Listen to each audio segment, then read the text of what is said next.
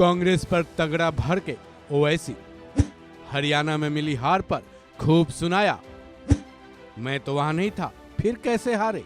AIMIM के मुखिया असदुद्दीन ओवैसी पर बीजेपी के बी टीम होने के आरोप लगते रहे हैं। ओवैसी इसको लेकर तमाम सफाइयां भी देते आए हैं। फिर जब भी चुनाव आते हैं, चाहे वो लोकसभा के हो या फिर किसी भी राज्य के विधानसभा के, अगर ओवैसी की पार्टी के उम्मीदवार उस चुनाव में खड़े होते हैं तो उन्हें वोट कटवा कहा जाता है। साथ ही उन पर लगे बीजेपी के बी टीम के आरोप में एक और तमगा लगा दिया जाता है। लेकिन हरियाणा में कांग्रेस की तमाम उम्मीदों पर पानी फिर गया।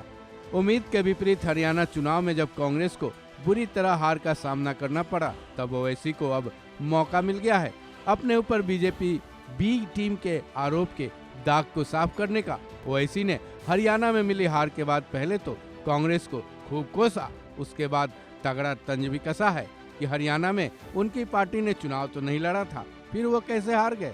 साथ ही ओवैसी ने कांग्रेस को बड़ी नसीहत भी दी। चलिए सुनते हैं ओवैसी को। ये हमको जो गाली देते थे लोग कि आपके खड़ा रहने से सब बीजेपी का फायदा हो रहा है, मैं फिर से कह रहा हूं, हम तो थे ही नहीं वहां पर, तो कैसे जीत गई बीजेपी। क्या क्या अनाप शनाप बोलते थे हमारे बारे में, ये टीम वो टीम। अब जब वहां पर बीजेपी जीत गई, जिम्मेदार कौन है इसका। और दूसरी अहम बात यह है कि 10 साल की एंटी इनकम्बेंसी का फायदा कांग्रेस पार्टी को उठाना चाहिए था, मगर लगता यह है कि उनके इंटरनल डिफरेंसेस की वजह से उसका फायदा बीजेपी को हो गया। और तीसरी बात यह है कि बीजेपी को अगर आप जरा सा भी मौका देंगे इलेक्टोरल बैटल में, तो बीजेपी उसका फायदा उठा लेती है। और आखिरी बात यह है कि 2024 के चुनाव के बाद भी, और पार्लियामेंट में मैंने कहा था कि जो लोग इसको कह रहे हैं कि ये बड़ी नफरत पे कामयाबी हो गई, मैं उस वक्त भी कहा था कि वो बात नहीं है।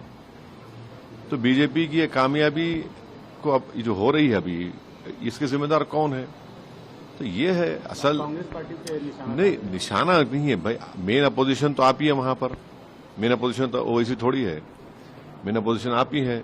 और 10 साल के एंटी इनकम्बेंसी के बाद 10 साल और फिर आपके हालिया पार्लियामेंट के चुनाव के नतीजे के बाद एक गोल्डन अपॉर्चुनिटी थी इनके पास कि बीजेपी को हरा देते वहां से, मगर वो नहीं कर पाए। इनका अपने इंटरनल डिफरेंसेस की बुनियाद पर, अपने एरोगेंस की बुनियाद पर, तो बड़ा इसको आप बीजेपी की जीत नहीं बल्कि कांग्रेस की नाकामयाबी बता रहे हैं। मेरा मानना यह है कि देखिए, मध्य प्रदेश में भी जीतना चाहिए था, छत्तीसगढ़ में भी जीतना चाहिए था, यहां पर भी जीतना चाहिए था। तो ये तीसरा ऐसा प्रदेश है जहां पर बीजेपी को हारना चाहिए था।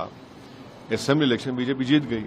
ओवैसी के इस बयान में कांग्रेस को बड़ी नसीहतें हैं, लेकिन इसके साथ ही उन्होंने कांग्रेस को एक बड़ी नसीहत दी है, जो कि केवल कांग्रेस को ही नहीं बल्कि विपक्षी पार्टियों के लिए है। वो ये है कि ओवैसी ने ये कहा है कि अगर मोदी को हराना है तो सभी को मिलकर चलना होगा। अब ओवैसी को इस नसीहत को देश की तमाम विपक्षी पार्टियां किस तरीके से लेती हैं, खासकर कांग्रेस और आम आदमी पार्टी। साथ ही ओवैसी की ये नसीहत एक बड़ा सवाल भी छोड़ जाती है, क्या वो भी इंडिया गठबंधन का हिस्सा होने का इशारा कर गए। इस खबर में बस इतना ही। बाकी अपडेट्स के लिए जुड़े रहें वन इंडिया हिंदी के साथ।